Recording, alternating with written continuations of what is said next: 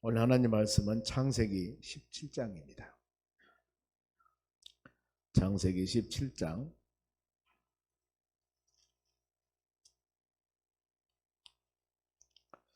1절에서 10절까지 말씀을 천천히 교독하겠습니다.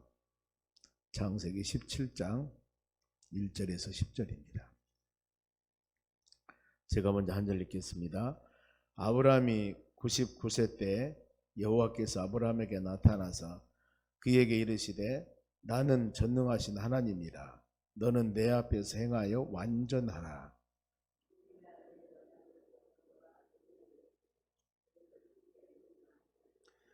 아브라함이 엎드렸더니 하나님이 또 그에게 말씀하여 이르시되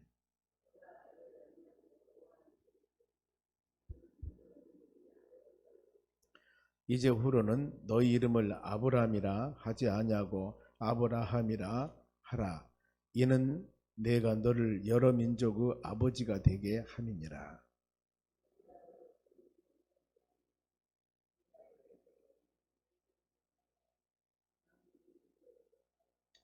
내가 내 언약을 너와 너 및 너희 대대 후손 사이에 세워서 영원한 언약을 삼고 너와 내 후손은 하나님이 되리라.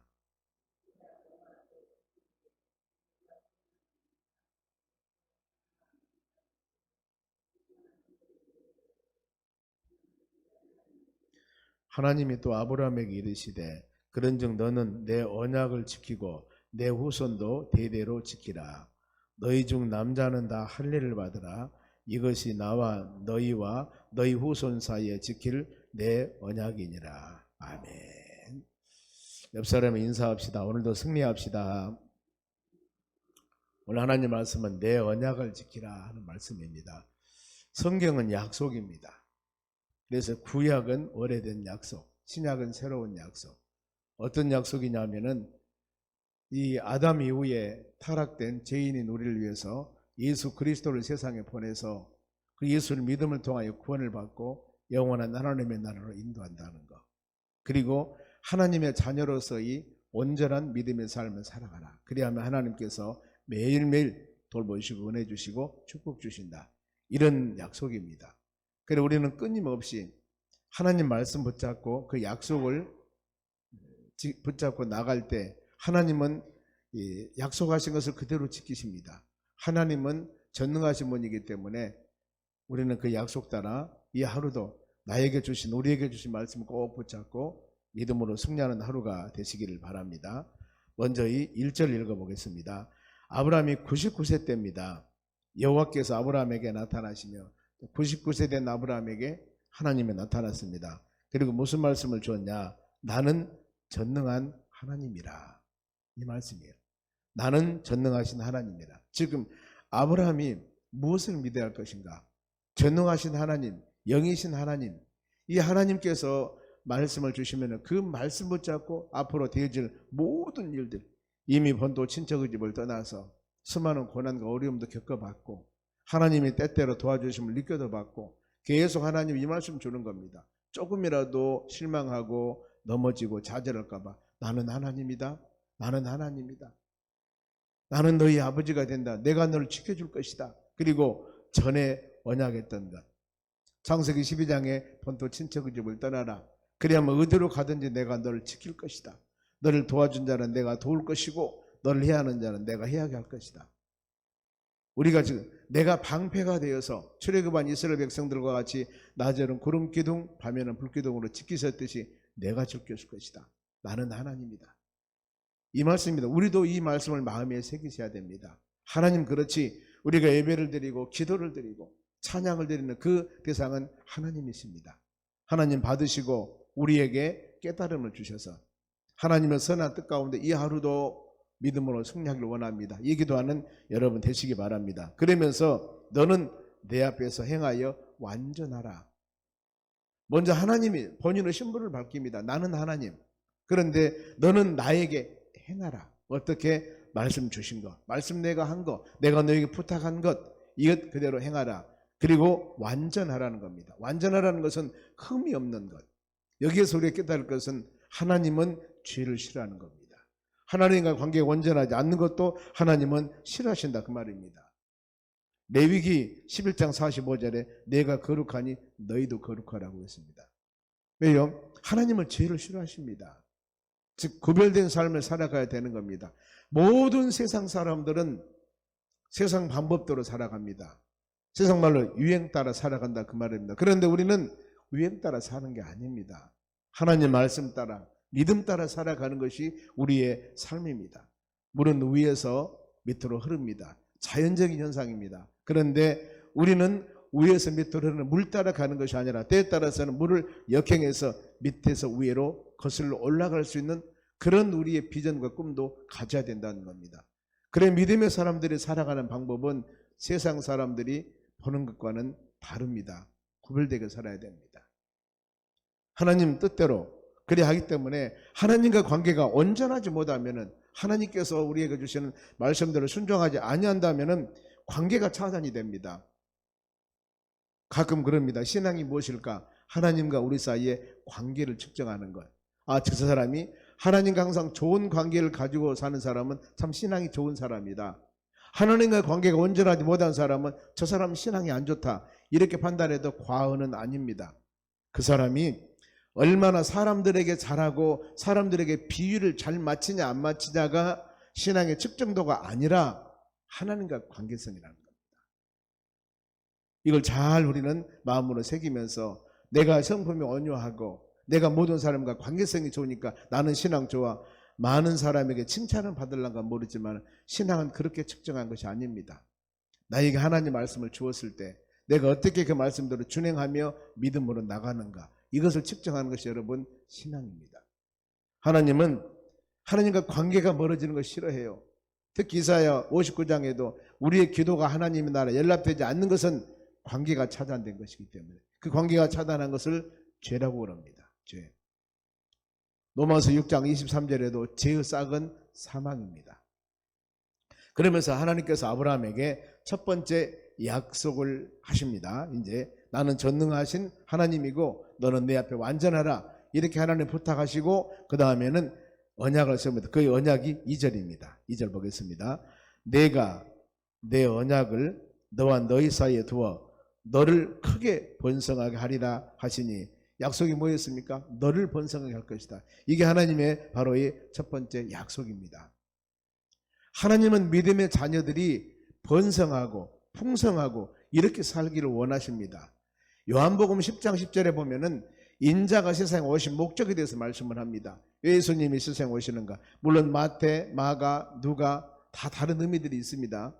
영원구원에서 오셨다기도 하고 그러는데 요한복음 10장 10절에 도둑이 오는 것은 도적질하러 옵니다. 그런데 인자가 오는 것은 너희로 하여금 풍성케 하기 위해서 오셨다고 말씀을 해요. 풍성케. 우리 모든 믿음의 사람들은 하나님께서는 그렇습니다. 자손도 번성, 삶도 풍성, 신앙도 충만함. 이렇게 사는 것이 하나님께서 원하는 일입니다. 그리고 우리는 때에 따라서는 힘들고 지치고 어려웠을 때 내 발자가 이것이야 이렇게 하지 마시고 그 모든 고난은 하나님 우리에게 반드시 통과할 기회로 생각하면서 고난도 축복입니다. 고난도 은혜입니다. 만일에 이게 없었더라면 우리는 하나님을 온전히 깨달기가 쉽지 않기 때문입니다. 반드시 하나님의 약속은 이루십니다. 그러면은 이런 언약과 약속을 하나님께 받았을 때 받는 사람의 자세예요.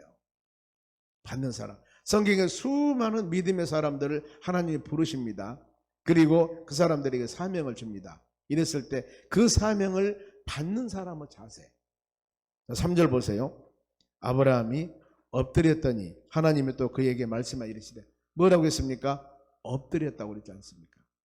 하나님의 사명을 받으면은 우리는 엎드린 자세가 되어져야 되는 것입니다. 그것이 바로 겸손입니다. 그것이 바로 순종입니다. 이유를 달면 안 돼요. 하나님의 말씀은 여러분 이유를 달 수가 없습니다. 왜? 전능하신 하나님께서 모든 계획과 뜻은 창조주 하나님의 뜻에 의해서 세상은 이루어 나가시거든요. 그것을 바로 주권자라고 합니다. 주인, 주권자. 그러지 않습니까? 사람도 만들고 피조물도 만들었을 때 그 모든 피조물들이 하나님의 계획과 하나님의 뜻에 이루어 나가기 위해서 바로 계획 세우고 만든 것이 하나님이세요. 그러면 모든 것들은 하나님 영광, 하나님의 뜻에 의해서 이루어 나간 것이 모든 피조물들의 삶입니다. 그런데 창조주 하나님께서 계획을 이렇게 세워서 하랍니다 했는데 과연 누가 그것을 아닙니다, 못합니다, 저렇게 해야 됩니다, 이런 사람 누가 있어요? 그것은 불순종이라는 겁니다. 여기 아브라함이 바로 무릎을 꿇습니다. 엎드립니다. 아주 유명한 사도행전 9장에 보면은 사울이라는 사람이 주님을 처음 만날 때입니다. 사울이 바로 예수 믿는 사람 핍박한 사람 아니겠습니까? 스데반 집사가 죽게 하는데 사람들을 잡아다가 감옥에 가두기도 하고, 이런 바로 어떻게 보면은 나쁜 사람이죠. 그런데 하나님이 그를 쓰시려고 계획을 세워요. 우리가 이것도 하나님의 주권으로 해석을 해야 됩니다. 아니, 하나님 왜 하필이면은 하나님을 예수 믿는 사람 핍박하고 그야말로 못된 짓거리 저렇게 많이 한 사람을 요즘 말하면은 목사로 세워서 하나님 사역을 하시려고 그럽니까? 선하고 착하고 좋은 학교 졸업하고 성품 좋고 이런 사람들이 얼마나 세상에 많은데 하필이면 저런 사람을 택해서 하나님의 종을 삼으려고 합니까? 이것도 똑같아요. 그런데 그것이 하나님의 계획이에요. 그것이 하나님의 뜻입니다. 우리는 여기에 대해서 다른 말 하면 안 됩니다. 예수 믿는 사람 핍박하는 사울, 사도행전 9장의 내용입니다. 다메스커스, 다메섹 도상에 예수 믿는 사람들 많다고 그러니까 체포영장 가지고 가는 거예요. 거기 잡으러 가는 겁니다. 그러다가 부활하신 예수님을 만납니다. 왜 너는 나를 핍박하냐? 꼼짝 못하고 이 예수님 음성을 들을 때 그 자고 있던 거만했던 사울이 바로 그 예수님 음성을 듣자마자 꼬꾸러져 버리지 않습니까? 엎드려 버립니다. 당신이 니시나이까? 그러면서 봉사가 되어버리지 않습니까? 우리가 이런 모습들을 볼 때 그리고 낮춥니다. 본인이, 하나님께서는 그래 요즘 그러죠. 체험신앙이라고 합니다. 하나님의 도구를 사용하기 위해서는 어떤 체험을 줄 때가 있습니다. 그래, 이것이 내가 너를 사랑하는, 내가 너를 선택하는 증표야. 그러니 어때요? 꼼짝 못하죠. 하나님 나에게 이런 체험을 주었지, 이런 은혜를 주었지. 그걸 깨닫고 그 사명을 감당해 나가는 겁니다. 그러면서 둘째 약속을 합니다. 4절 말씀 봅니다. 보라, 내 언약이 너와 함께 있으니 너는 여러 민족의 아버지가 될 것이다. 첫 번째 언약은 창대한다고 그랬습니다. 번성하게 할 것이다. 두 번째 언약은 너는 모든 민족의 아버지가 될 것이다. 그래서 5절 말씀 보면 이름을 바꿔줍니다. 아브라함에서 아브라함으로 바꿉니다. 아브라함은 모든 민족의 아버지 뜻입니다. 하나님이 이렇게, 하나님이 세우십니다. 하나님께서. 그리고 바로 또 세 번째 약속입니다. 6절 봅니다. 내가 너로 심히 번성하게 하리니 내가 너에게 민족들이 나게 하며, 여기입니다. 왕들이 너희에게로부터 나오리라. 이게 계속 약속의 말씀을 주는 겁니다. 하나님께서 아브라함을 통해서 언약을 하는 겁니다. 약속을 하는 겁니다. 너는 번성할 것이다. 너는 민족의 아버지가 될 것이다. 너희 모든 가게에서 왕들이 나올 것이다. 하나님이 이렇게, 그러니까 뭐예요? 아브라함은 이 약속의 말씀을 믿어야 합니다. 우리도 끊임없이 하나님께서는 성경 말씀을 통하여서 이 세상 어떻게 구원받는 믿음의 자녀로 살아가야 할 것인가, 뿐만 아니라 우리의 힘들고 지치고 어려운 상황이 할 때 우리의 미래 소망은 어디? 현실에서도 마음의 천국을 이루며 살아가야 되겠지만은 저 하나님의 나라 천국, 요한계시록 21장 22장에 있는 그 하나님의 나라 천국, 이 천국을 바라보며 믿음으로 사는 것, 이것이 바로 신앙인들의 꿈이고 신앙인들을 살아가야 할 방향입니다. 현실에서도 우리 주님과 동행하는 그런 믿음의 삶, 세상 사람들이야 때에 따라서는 환경에 따라 힘들고 지치고 낙심하고 불평하지만은 우리는 우리 함께 하신 그 주님 의지하고 성령님 깨달음 주시고 하나님의 선한 뜻 가운데 믿음으로 살도록 은혜를 주시옵소서. 이 하루도 주어진 여건과 환경에서 힘 주시고 능력 주시고 주의 은혜로 모든 것을 이겨나갈 수 있는 권능을 주시옵소서. 이렇게 기도할 때 모든 것이 이 또한 바로 지나가리라, 다 지나가는 바람과 같이 폭풍과 같이 그런 바로 역사 가운데 믿음으로 승리하는 우리 삶이 될 줄로 믿습니다. 마태복음 1장 1절 그러지 않습니까? 아브라함과 다윗의 자손 예수 그리스도 계보, 믿음의 계보, 바로 이 약속의 가치입니다. 그러면 내가 지금 너에게 쭉 서너 가지 약속을 했는데 약속 가치는 어쩐 줄 아느냐? 자, 7절 큰 소리 읽습니다. 시작. 내가 내 언약을 나와 너 및 너희 대대 후손 사이에 세워서 영원한 언약을 삼고 너와 내 후손이 하나님이 되리라. 영원한 언약이라고 했습니다. 이 언약은, 내가 세운 이 언약은 영원한 것이다. 하나님 말씀은 시시때때로 변하는 것이 아니라 그 말입니다. 너와 내 후손에게 이 언약, 앞으로 아브라함은 하나님을 주신 이 언약, 약속의 말씀 붙잡고 끊임없이 흔들리지 말고 믿음으로 가야 됩니다. 아브라함도 우리와 동일하게 환경도 변합니다. 여건도 변합니다. 이런 상황 가운데서 이 말씀을 항상 기억하며 살아가야 됩니다. 내가 너를 풍성할 것이다. 너는 만국의 아버지가 된다. 너를 통해서 만왕들이 나올 것이다. 아, 나는 이런 사람이구나. 하나님이 도와주고 돌보시고 지키시고 이런 사람이구나. 이 믿음을 가지고 아브라함은 살아가야 되는 것입니다. 그러면서 또 두 번째 명령을 합니다. 첫 번째는 완전하라 그랬습니다. 두 번째 명령 10절입니다. 보면은 너희 중 남자는 다 할례를 받으라, 이 말씀입니다. 할례 받으라. 이것이 나와 너와 너희 후손 사이에 지킬 내 언약이다. 하나님이 약속하지 않습니까? 첫째는 완전하라. 나는 너희 하나님이다. 두 번째, 할례를 받으라. 이것이 너희 후손과 지킬 언약이다. 그야말로 너무나 그 말씀을 주는 겁니다. 할례라는 것은 뭐냐면은 이 여러 가지 의미가 있습니다. 에레미야 4장 4절 말씀 보면은 할례를 하여 마음의 가죽을 베라 그랬습니다. 그래서 할례는 정욕을 제거함을 상징을 합니다. 또 한 가지 할례는 나는 하나님께 속한 백성이라는 의미가 있습니다. 그리고 또 할례는 내가 하나님의 약속, 언약에 참여한 자입니다. 또 할례는 나는 하나님의 백성입니다.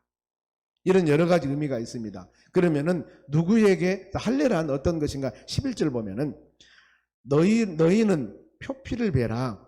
이것이 나와 너희 사이의 언약의 표징이라. 남자 어린애들 바로 우리가 이 나면은 고추 수술해 주지 않습니까? 그겁니다. 그래서 이 오늘날 그것은 세례를 상징을 합니다. 세례는 뭡니까? 두 가지 의미가 있습니다. 하나는 죄 씻음. 물론 우리가 약식 세례하기도 하고 침례, 물에 잠그기도 합니다. 그런데 우리는 지금 약식 세례, 머리에 성부와 성자와 성령의 이름으로 세례를 주느라 그럴 때 물을 찍어서 머리에 바릅니다. 죄 씻음을 표시합니다. 그런가 하면 세례는 그리스도와 연합입니다.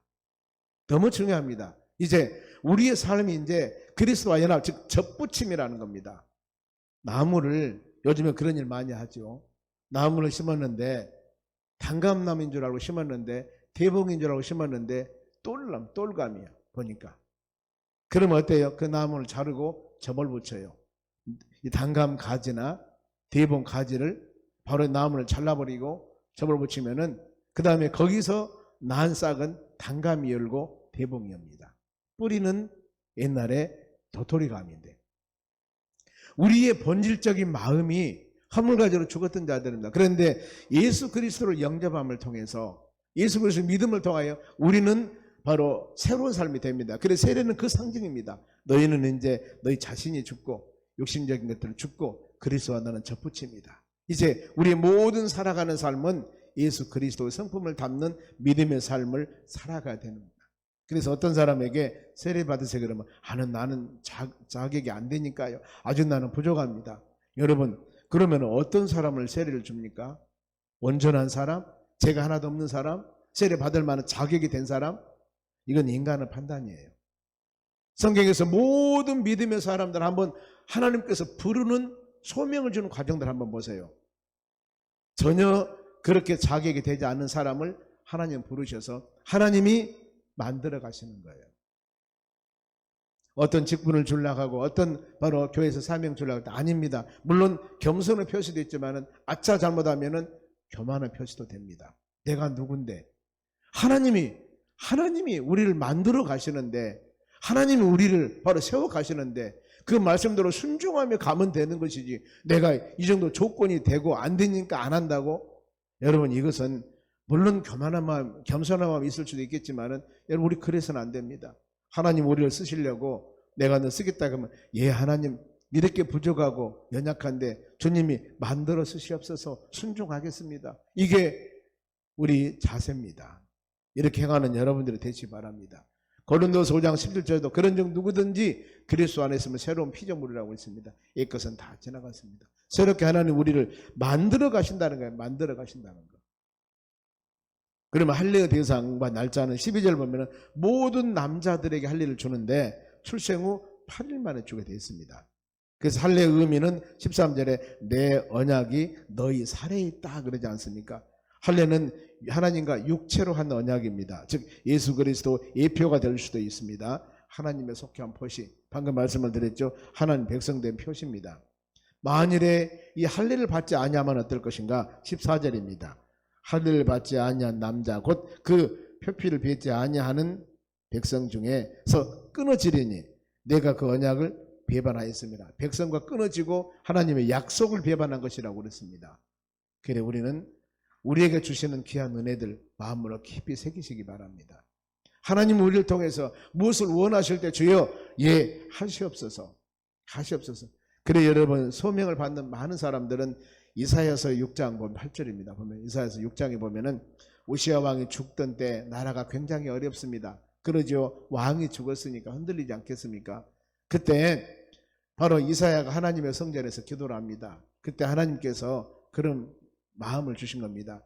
내가 누구를 보낼고 왕은 죽고 나라가 지금 어수선한데 이 나라를 하나님 말씀과 믿음으로 선지자로서 온전한 사명에 감당할 사람이 누굴꼬? 그런 음성을 듣습니다. 그랬을 때 이사야가 하나님 내가 여기 있습니다. 내가 그 일을 하겠습니다. 자원하는 겁니다. 여러분 하나님의 교회에 자원하는 사람은 어떤 사람이든 하나님을 주신 마음입니다. 자원하는 사람 우선적으로 그 사명을 줘야 되는 것입니다. 자원하지 않습니까? 하나님이 나에게 사명을 주어서 그 일을 자원하는데 우리 인간적인 판단으로 되니 안 되니 안 되니 되니 이렇게 하면 그것도 하나님 보시 협당한 일이 아니에요. 그러지 않겠습니까? 하나님의 성령께서 그 사람에게 사명을 감당할 수 있는 은혜를 주었는데 제가 하겠습니다. 그런데 사람들이 어떻습니까? 너는 자극이 안 돼. 너는 뭐가 안 돼? 아니 하나님이 마음을 줘서 성령께서 그 사역을 감당할 수 있도록 은혜 주었는데 사람들이 막아버린다고요? 이건 여러분 깊이 생각을 문제 드립니다. 그러지 않겠습니까? 이사야 선지자로서 온전한 사명을 감당합니다. 똑같습니다. 여기 보면은 하나님께서 주신 귀한 은혜들 마음에 깊이 새기면서 우리는 믿음으로 오직 믿음으로 살아가는 하나님의 자녀들이 되어져야 될 줄로 믿습니다. 그러면서 이제 사라에게 아브라함이 그런 은혜를 줬으니 사라에게 15절 말씀 보면은 하나님이 또 아브라함에게 이르시되 너희 아내 사레는 이름을 사레라 하지 말고 사라라 하라. 사라 모든 민족 어미라는 해석이 16절 나옵니다. 모든 민족 어미 뭐요? 하나님의 자녀들이 바로 하나님을 사랑하는 자녀들이 너를 통해서 태어날 것이다. 하나님의 자녀 누구? 이삭이 나오겠죠. 이제 아브라함은 이스마엘을 이 정도면 되겠으면 했는데 하나님 그게 아닙니다. 민족 어미 너를 통해서 하나님의 약속의 자녀가 나올 것이다. 이삭이 태어나게 됩니다. 보면은 말씀은 여러분 이 말씀을 들을 때 아브라함 반응이 참 우리가 보면은 그럴 수도 있겠구나 하는 겁니다. 그랬을 때 17절 한번 볼까요? 이 사례를 통해서 민족 어미가 된다고 했을 때 아브라함이 엎드려 웃으며 마음속으로 이르되 100세 된 사람이 어찌 자식을 낳을까? 사라는 90세니 어찌 출산하리요? 아브라함이 그랬습니다. 내 나이 100세 우리 부인 나이 90살 어찌 어린아이를 태어날 수가 있겠습니까? 하면서 그 마음속에 이 마음을 가졌다 그 말입니다. 엎드려 웃었다. 이제 엎드려 웃었다 그 말은 하나님을 멸시하는 행동은 아닙니다. 저도 깊이 묵상하면서 그래 사람의 능력으로서는 불가능한 일인데 하나님께서 자녀를 주신다니 하나님 기쁨과 감사 마음으로 웃음입니다. 보면은 하나님 감사합니다. 감사합니다. 신앙은 하나님 말씀을 믿음으로 여러분 받는 것입니다.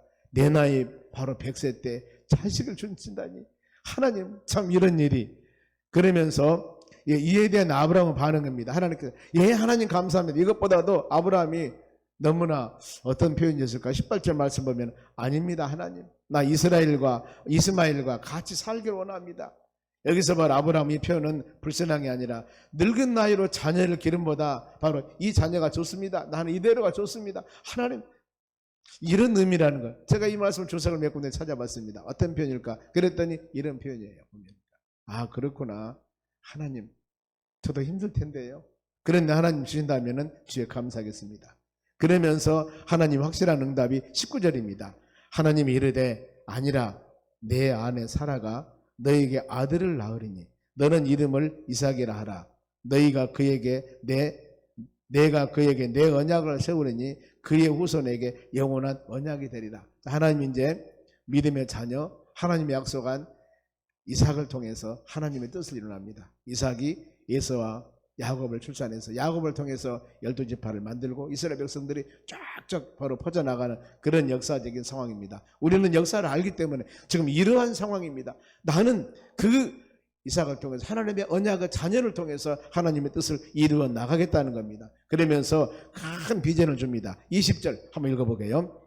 이스마엘에 대하여 내가 너희 말을 들었나니 내가 그에게 복을 주어 그를 매우 크게 생육하게 번성하게 할지라. 그가 12두령을 낳으리니 내가 그를 큰 나라를 되게 하리라. 자, 하나님께서는 믿음의 자녀들을 통해서 하나님께서는 또 하나님 방법에 의해서 누구든지 창대하고 번성한 하나님의 복을 주신다는 겁니다. 그러면서 아브라함이 순종하면서 할 일을 다 행하게 됩니다. 23절 이 아브라함이 하나님이 자기에게 말씀하신 대로 이 날에 그 아들 이스마엘과 집에서 태어난 모든 자와 돈으로 산 모든 자 곧 아브라함의 집 사람 중에 모든 남자를 데려다가 그 표피를 베었으니 어때요? 하나님 말씀대로 다 할례를 순종을 했습니다. 할례를 받았습니다.